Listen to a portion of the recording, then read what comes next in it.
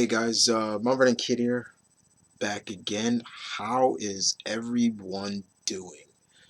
Um, I'm here to give my thoughts and review of The Man Without Fear, Daredevil, Season 2. I would have done it sooner because I finished watching the series early Friday, late Friday night, actually. Watched it when it first aired. When Netflix had put the episodes up. I tweeted and I was tweeting and Facebooking and telling everybody, okay, I got my Subway sandwich, I got a bottle of lemonade, I got my popcorn. Let's do this.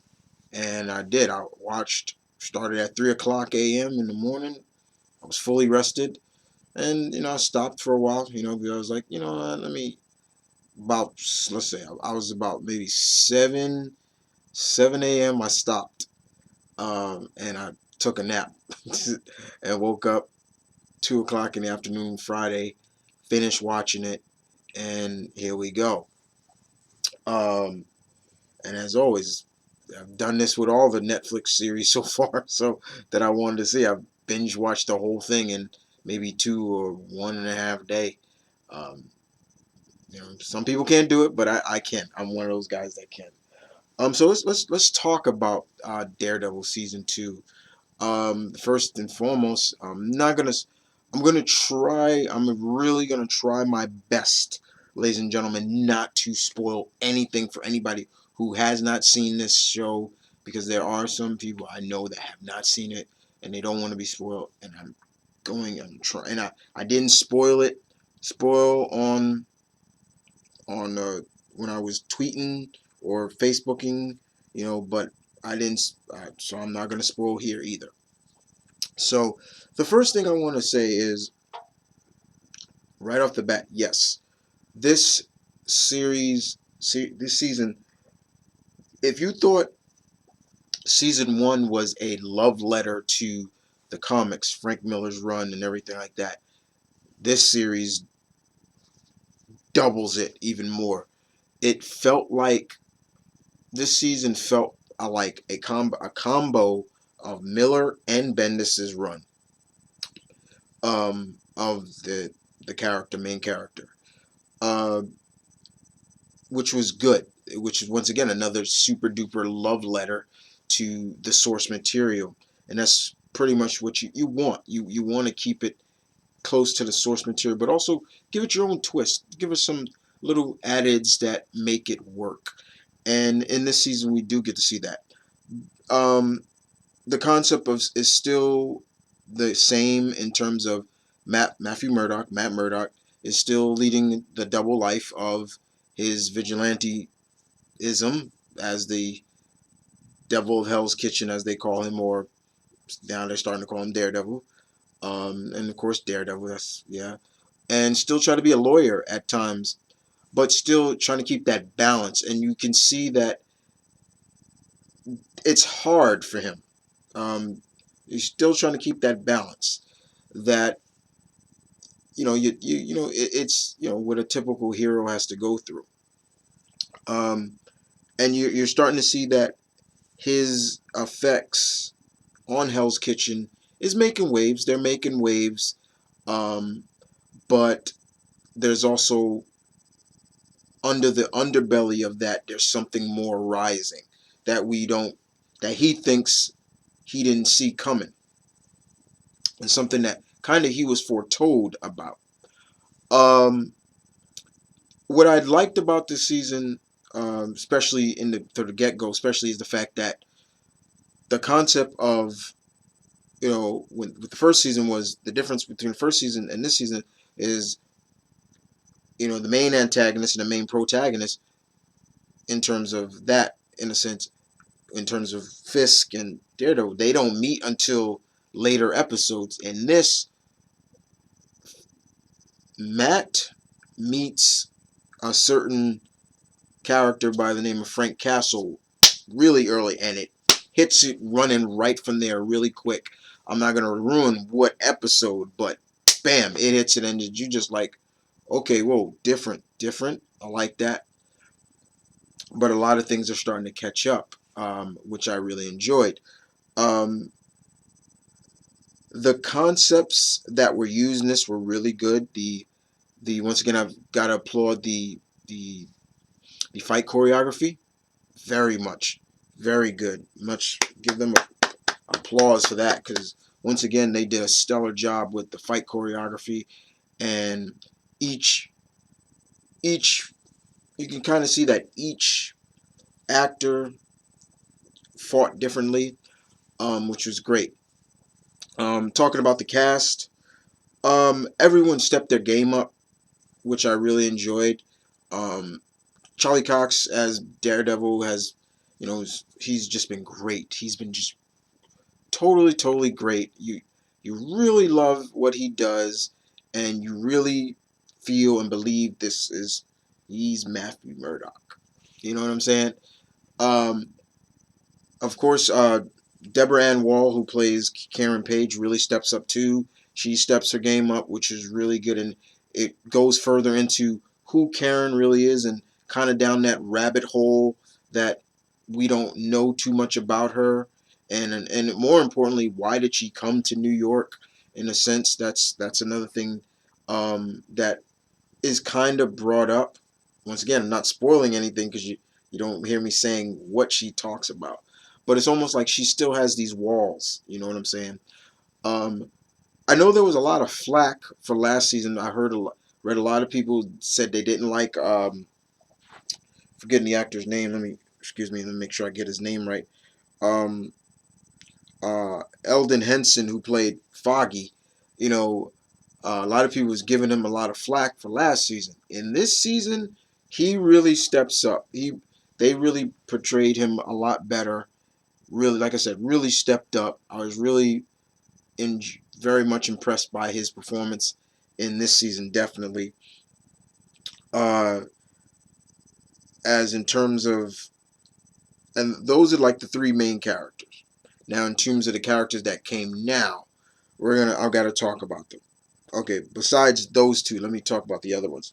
As always, it's always good to see Claire Temple, aka played by the lovely Rosario Dawson. It is always great to see her. She truly is basically, I guess you can say, for this side of the MCU, the Phil Coulson of that, because she's met so far all the three of the four Marvel Cinematic Universe versions of the Defenders so far.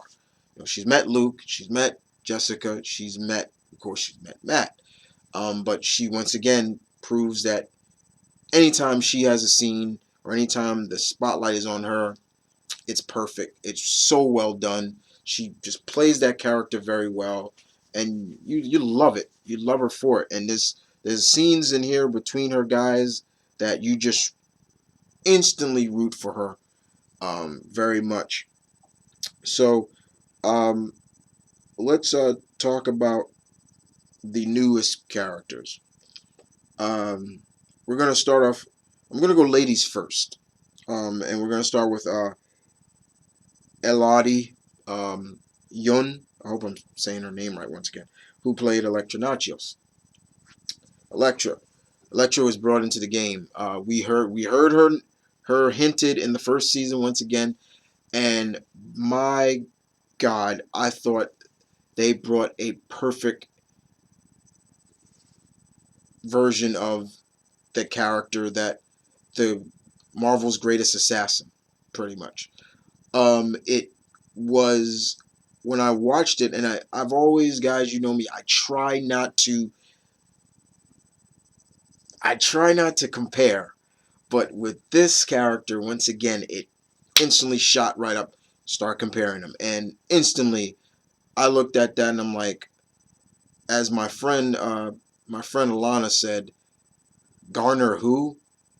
Because exactly, Miss Yun really brought what I enjoyed about Elektra. She had the intensity. She had the that vibe of like, damn, she's sexy but deadly at the same time. She's not the innocent type. She's not the damsel in distress. This is a girl who, in all saying, will fuck your shit up if you piss her off.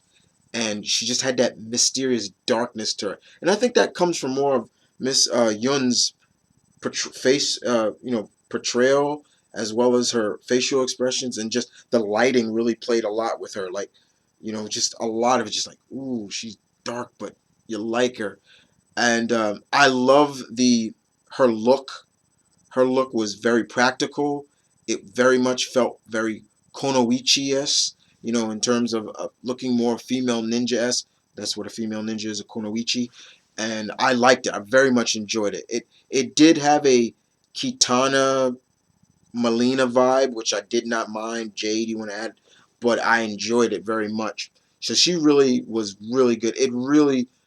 They really, Marvel really did a good job of casting, as well as just making you feel for her, as well as sometimes just really like what are you doing, Ledger? Like things like that. You could truly see that with her and Matt. It was just like it wasn't always peas and carrots with them. It was really interesting. Moving on to Mr.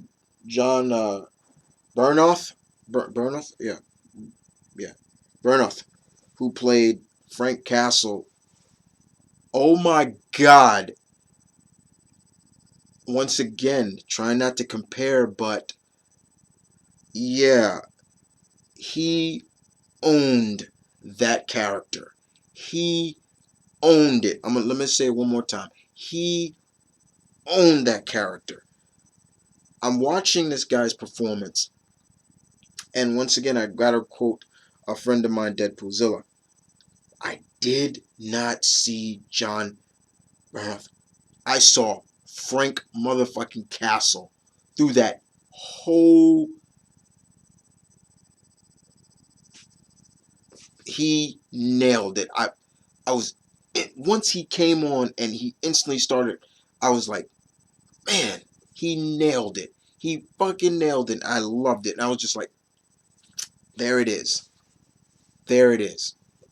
The chemistry that him and Charlie had together, the famous scene with him and Charlie, he brought a lot of dilemma to everything what Daredevil stands for, as well as how far is Daredevil goes, in terms of how far does he push himself. He really kind of made you think. Like, you may not, if anybody does not really like anti-heroes too much or something like that, but Ronald's portrayal really made you really think about like the Punisher, in a sense, like, he could be right. Like, you know, and I love what he said about it too. Is like it he kind of got really into the role because he is a family man. He has children. He has a wife. So you put that in a dynamic. Think about it. You get into the shoes of Frank Castle. Like, how would that feel if you know, you witnessed the death of your kids and your wife, things like that. They changed a little bit of the origin, which I'm not gonna ruin it. What they changed, but I thought it was really good. A lot of it felt very much Garth Ennis. Definitely taking a lot of Garth Ennis's run of Punisher characters from that run was introduced. Um, and that was pretty much the main gist of the story in terms of the synopsis of the season. You still got what's going on with Frank, but then you also got what's going on with Matt. And some people didn't like it too much because it felt like it almost felt like his story could have been almost like in his own series. And I will agree with that's probably one thing I will kind of nitpick at, is like his story did feel more like, okay, it's not degrading the original plot, but it is kind of given a little bit of like, you know, this really could have been its own series then, because you're just following along with the story. But it didn't hurt the series, in my opinion. It just felt like this could have been his own series in a sense. But like I said, he nailed that character. He really did. He he owned it. And I've still to this day I've always said I enjoy Thomas Jane as Frank, and now yeah, he nailed it. I definitely give him a thumbs up for that.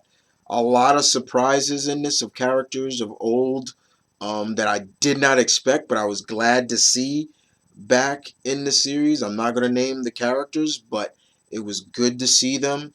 Like this guy said, I'm trying not to spoil. You want to see me spoil stuff? Later on next week or so, go to the core channel where we're gonna get really spoiler heavy. Um, the the scenes with Stick, once again, Stick just, it was, you either like Stick or you hate him, but all around it was good.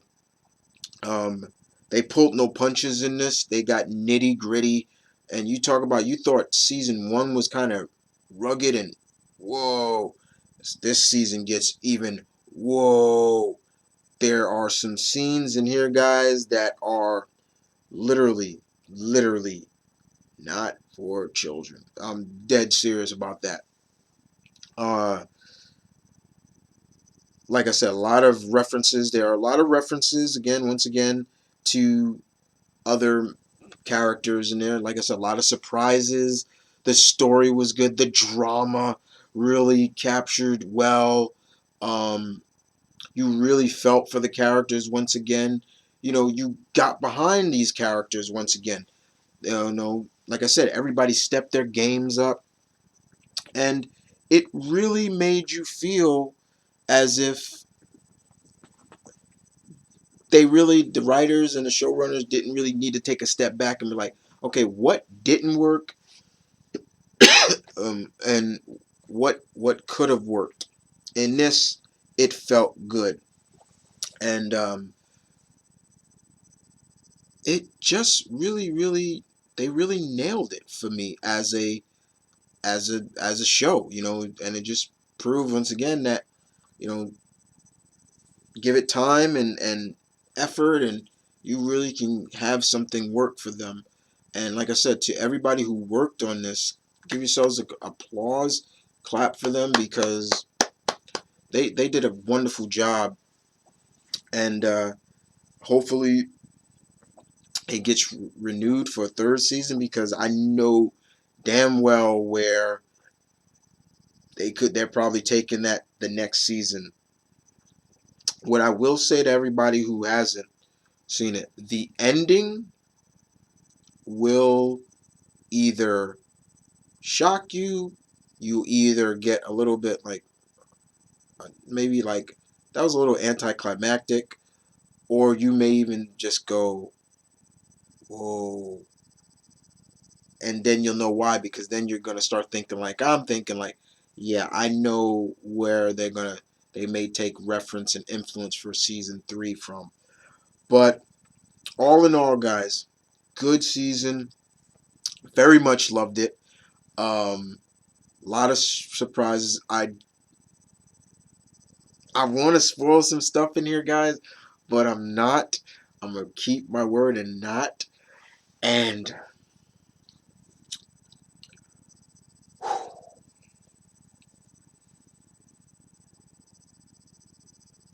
it was good. It was just really good. Um, and what I will tell you guys is stay tuned to the end of this when you get to see a teaser to the Unbreakable Man, Luke Cage. That was good, and I can't wait till that happens, which comes out September 30th. But other than that, guys, I hope you guys enjoyed this review. Like I said, if I was to give it, let's see, if I was to give this season from 10, I give it near 9 Billy Clubs. Near perfect, in my opinion, but all around good. And other than that, guys, this is Mama and Kid saying peace, one love, stay tuned, keep it real, guys, as always. I'll see you guys next time. Deuces. Take care.